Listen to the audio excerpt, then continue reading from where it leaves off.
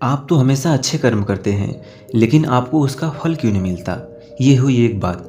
दूसरी बात, मैं किसी का बुरा तो करना नहीं चाहता था, लेकिन अनजाने में ही मुझसे ये गलती हो गई। तो इसका प्रायश्चित कैसे करें? जैसे कि मेरे कार के सामने कोई जानवर आ गया और उसका अचानक मुझसे एक्सीडेंट हो गया। तो इस प्रकार के कर्म हमारे ज़िंदगी को किस तरह प्रभावित करते हैं? ये सवाल हम सबके मन में उठता है, लेकिन इसका जवाब आज तक हमें नहीं मिला होगा। हम भले ही अपने आप को कितना भी समझदार कह लें, लेकिन कर्मों के बारे में अभी तक हमें कोई भी स्पष्टता नहीं है।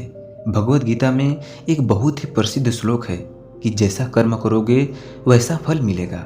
लेकिन अगर ये सच है तो हमें हमारे अच्छे कर्मों का फल क्यों नहीं मिलता? आज मैं आपको कर्म के बारे में कुछ ऐसे सूत्र बताने वाला हूँ जिससे आपको स्पष्टता मिलेगी। सूत्र को समझने से पहले हमारे चैनल को सब्सक्राइब कर दीजिए। इस चैनल पर आपको बहुत ही ज्ञानवर्धक ज्ञान मिलता है। पहला सूत्र आपने बहुत बार सुना होगा, लेकिन आज आप उस सूत्र को पूरी तरह से समझ जाएंगे। पहला सूत्र है, कर्म करो, फल की चिंता मत करो।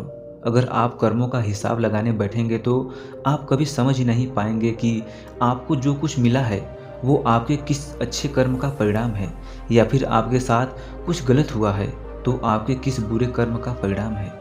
अगर ये सच है कि अच्छे कर्म करोगे तो अच्छा फल मिलेगा, बुरे कर्म करोगे तो बुरा फल मिलेगा, हमें क्यों पता नहीं चलता कि हमारे किस कर्म का फल हमें क्या मिला है? इस शंका को दूर करने के लिए हमने एक विश्लेषण किया। हमने मंथन करके पाया कि मान लीजिए अगर प्रकृति की व्यवस्था ऐसी होती कि हम अच्छे कर्म करते तो तत्क्षण हमें अच्छे फल दिखाई दे जाते। मान लीजिए हमने किसी की मदद की और हमें उसका तत्क्षण परिणाम दिखाई पड़ गया, मतलब हमारे मन को दिखाई पड़ गया कि अच्छा कर्म किया तो मुझे अच्छा फल मिला। अगर मनुष्य को ऐसा दिखाई पड़ गया तो धरती से पूरी तरह बुराई ही खत्म हो जाएगी। फिर कौन बुरे कर्म करेगा जब उसे ही दिखाई पड़ जाएगा कि बुरे कर्म का क्या नतीजा होता है? चलिए अब इसी बात को और गहराई से समझते हैं। अब पूरी की पूरी धरती ऐसे मनुष्यों से भर चुकी है जो ये देख चुके हैं कि अच्छे कर्म क्या नतीजा होता है, और सब लोग अच्छे कर्म करने लग गए हैं। जब भी आप कोई कर्म करें उसका फल निश्चित हो जाएगा। आपको पता चल जाएगा कि मैंने ये कर्म किया तो मुझे ये फल मिला, और इसीलिए जीवन का रस खत्म हो जाता है। जब भी जीवन में निश्चितता आ जाती है, सिक्योरिटी आ जाती है, तो जीवन में क्या उमंग रह जाएगी, क्या जोश रह जाएगा। हम किसी भी चीज़ के लिए तभी प्रयास करते हैं जब हमें पता होता है कि ये चीज़ हमें मिलेगी या नहीं मिलेगी। हम इस दुविधा में होते हैं और इसी दुविधा को पार करने के लिए हम कर्म करते हैं, ताकि हमें पता चल सके कि अंतिम परिणाम क्या होगा। जीवन तो अनिश्चितता है, हर एक सांस अनिश्चित है। हमें नहीं पता कि हमारे साथ अगले पल में क्या होगा, और यही जीवन का रहस्य होता है। परमात्मा ने अपनी उपस्थिति निश्चित करने के लिए कोई भी ऐसा नियम नहीं बनाया कि आप उससे ये जान सके कि परमात्मा मौजूद है या नहीं। उसे तो खुद खोजना पड़ता है। कर्म के फल की चिंता में मन इतना उलझ जाता है कि उस कर्म का सार्थक ही खत्म हो जाता है। इंसान पूरी तरह से पूरे चित्त को शामिल करके उस कर्म को नहीं कर पाता, क्योंकि उसके मन को उसके कर्म के विचारों ने घेरा है। इसीलिए वो कर्म समग्रता में नहीं हो पाता। हम पूरे चित्त के साथ उसको नहीं कर पाते, और यही सबसे बड़ा कारण होता है कि हमारे ज़्यादातर कर्म असफल हो जाते हैं। जब आप अपना ध्यान अपने उस कर्म को करने में लगा देते हैं, उसकी भविष्य की योजनाओं में नहीं लगाते, उसकी चिंताओं में नहीं लगाते, तो आप उस कर्म को टोटलिटी में नहीं करते, तो आप उस कर्म को परिपूर्ण होकर करते हैं, तो उस काम को सार्थक होने की संभावना बढ़ जाती है। दूसरा सूत्र है, अनजाने में हुए बुरे कर्म से अपने चित्त को साफ रखें। उसकी छाया अपने मन पर पड़ने ना दे, उससे अपना मन मैला ना करे। जब भी हमसे अनजाने में कोई गलती हो जाती है, जैसे कि अचानक से मेरे कार के सामने कोई जानवर आ गया और उसका एक्सीडेंट हो जाता है, तो ऐसे में वो कर्म हमने अनजाने में किया है, हमने योजना बना के नहीं किया। लेकिन एक करुणावान आदमी का हृदय ऐसे एक्सीडेंट के बाद करुणा से भर जाता है। उसका हृदय बड़ा ही दुखी हो जाता है, और होना भी चाहिए, क्योंकि करुणा इंसान का सबसे बड़ा गुण होता है। जिस इंसान में करुणा का भाव नहीं है, उसने परमात्मा की तरफ अपना पहला कदम भी नहीं बढ़ाया। लेकिन ये तो अलग बात हो गई। हमारा मुद्दा है कि जब उस करुणावान आदमी के हृदय में उस जानवर के प्रति करुणा पैदा होती है तो उसके हृदय को बड़ा दुख पहुंचता है, बड़ी ठेस पहुंचती है। लेकिन ये समझने योग्य बात होती है कि वो कर्म हमसे अनजाने में ही हुआ है, इसलिए उसके प्रति हमें इतना दुखी होने की आवश्यकता नहीं है। ऐसे एक्सीडेंट को हम जीवन भर अपने चित्त से बांध कर नहीं रह सकते। ऐसे में हम अपने आप को पापी कहकर पापी नहीं समझ सकते, क्योंकि ये सब परमात्मा भी देख रहा होता है। इस कर्म में आपकी कोई गलती नहीं थी, वो अनजाने में ही हो गया।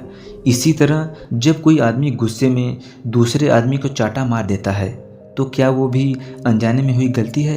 क्योंकि उसने तो अचानक गुस्से में आकर चाटा मारा, उसकी कोई योजना थोड़ी ही थी चाटा मारने की। तो क्या चाटा मारने का कर्म भी अनजाने में हुआ है? और ऐसे कर्म का आपको क्या फल मिलता है, कभी सोचा है आपने? तो इसका जवाब है कि ये कर्म हमसे अनजाने में नहीं हुआ, ये हमने जानबूझकर किया है, ये हमने आवेश में आकर किया है। अगर हम ये होश में आकर कर रहे होते तो हमें पता होता कि हम क्या कर रहे हैं, लेकिन उस वक्त हमने अपना होश खो बैठा और हम भावनाओं में बह गए और हमने ये कदम उठाया। तो ऐसे कर्म को कभी भी अनजाने में हुए कर्म मत समझना, और इसका फल भी आपको भोगना ही पड़ेगा। जिस आदमी के साथ भी आपकी हाथापाई हुई, आपने किसी को मारा, उसके प्रति उसके चित्त से जीवन भर के लिए आप दूर हो जाएंगे, या फिर आपकी उससे दुश्मनी हो जाएगी और भविष्य में आपको उसका परिणाम भोगना पड़ेगा। जो लोग जानबूझकर दूसरों को हानि पहुंचाते हैं वो भले ही आज अपना जीवन सुख से जी रहे हैं, लेकिन भविष्य में कभी ना कभी उन्हें अपने कर्मों का भोग भोगना जरूर होगा। तो दूसरा सूत्र भी आप समझ चुके हैं कि अनजाने हुए गलत काम हमने अपने चित्त से नहीं बांधना चाहिए। तीसरा सूत्र उन लोगों के लिए है जिन्होंने जीवन में किसी का बुरा तो नहीं किया, लेकिन फिर भी उसके साथ बुरा होता जा रहा है। धार्मिक हिंदू ग्रंथों में लिखा हुआ है कि मनुष्य मरने के बाद दूसरा जन्म ले लेता है, और इस जन्म के जो कर्म होते हैं वो हमें अगले जन्म में भोगने पड़ते हैं। लेकिन एक बार किसी काम के लिए जब हम अपना कर्म भोग पूरा कर लेते हैं तो हमारा वो बुरा कर्म हमेशा के लिए कट जाता है और हम अर्ध सार्थक तौर पे आगे बढ़ जाते हैं। हिंदू ग्रंथों में कहा गया है कि मनुष्य को मुक्ति के लिए 10 लाख वर्षों तक जन्म लेते रहना होगा, और जब तक हमारे सारे कर्म नहीं कट जाते तब तक हमारे लिए कोई मुक्ति नहीं है। ये मैं नहीं कहता, ये हिंदू धार्मिक ग्रंथों का कहना है।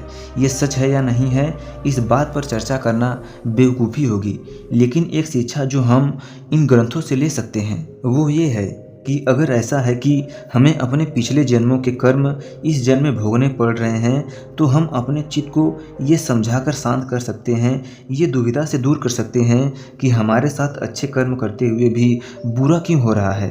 अब हमें पता है कि पिछले जन्मों के कर्म इस जन्म में भोगने पड़ रहे हैं, तो ये इस जन्म के कर्म नहीं है, ये पिछले जन्मों का है, और जो हम अभी कर रहे हैं उसका परिणाम हमें भविष्य में मिलेगा। तो इस विचार मात्र से आपके तमाम दुखों से निजात मिल सकता है। आप अपने आप से ये शिकायत नहीं करेंगे कि आप अच्छे कर्म करते हैं तभी भी आपको बुरा परिणाम क्यों मिलता है, क्योंकि आप अब कर्मों को पूरी तरह से समझ चुके हैं। आखिर में एक बात कहना चाहता हूँ कि जो भी कर्म करो उसे पूरे होश में करो, उसे पूरे जागरूक होकर करो, उस काम के सफल होने की संभावनाएं बढ़ जाएगी। कर्मों के 3 सूत्र। पहला, जैसा कर्म करोगे वैसा फल पाओगे। दूसरा, अनजाने में हुए बुरे कर्म हमें अपने चित्त से नहीं बांधने हैं, उससे हमें दुखी नहीं होना है। और तीसरा, जिस हालात में हम आज हैं वो हमारे अतीत के कर्म की वजह से है। तो दोस्तों, कैसी लगी ये हमारी बातें कमेंट करके ज़रूर बताना, और जाने से पहले इस चैनल को सब्सक्राइब जरूर कर देना। हमें आपके प्यार और सपोर्ट की ज़रूरत है। धन्यवाद।